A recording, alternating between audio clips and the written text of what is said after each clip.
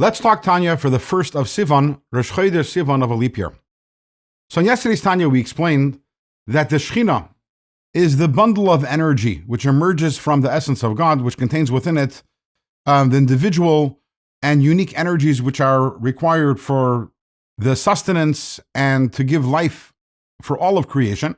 And we also explained that that is so intense, the Shechinah itself is so intense, that it itself cannot enter the world, the creation on its own, because all the worlds would evaporate out of existence because of the intense energy of the Shechinah. And therefore, the Shechinah needs a garment. It needs a garment which can somewhat dim its light or make it accessible for us, that we should be able to, on the one hand, receive energy from the Shechinah, but at the same time, that we can tolerate it and not lose our existence because of it. What is this garment?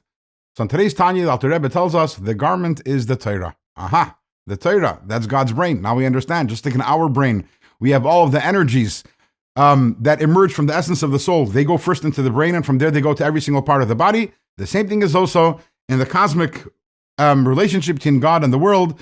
Everything, all of the energies, they enter their brain, which is the Torah.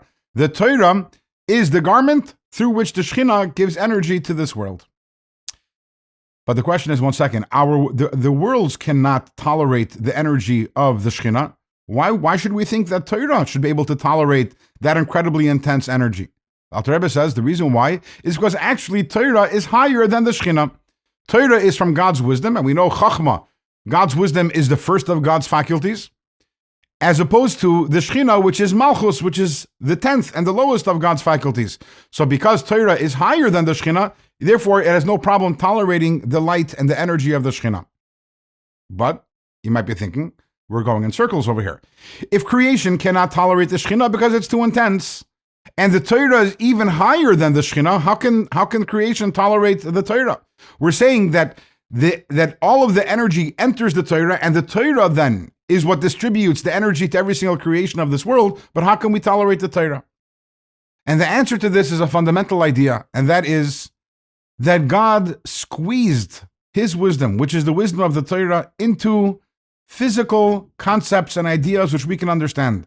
The Torah, although it is God's wisdom which is well infinitely beyond our wisdom, God's wisdom which is one with him. Nevertheless, the Torah speaks our language. We open up the Torah, what do we read? We talk about an ox that attacks a cow.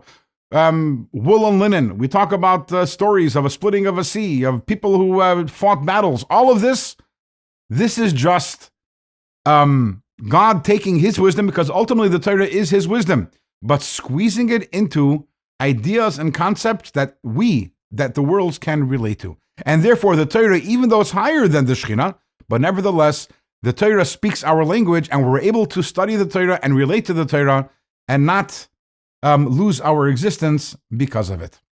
In tomorrow's Tanya, we're going to take this a little further and have a little more of an understanding. What does it mean that the Torah speaks our language, and what does it mean that provides the life to every single creation and every single world?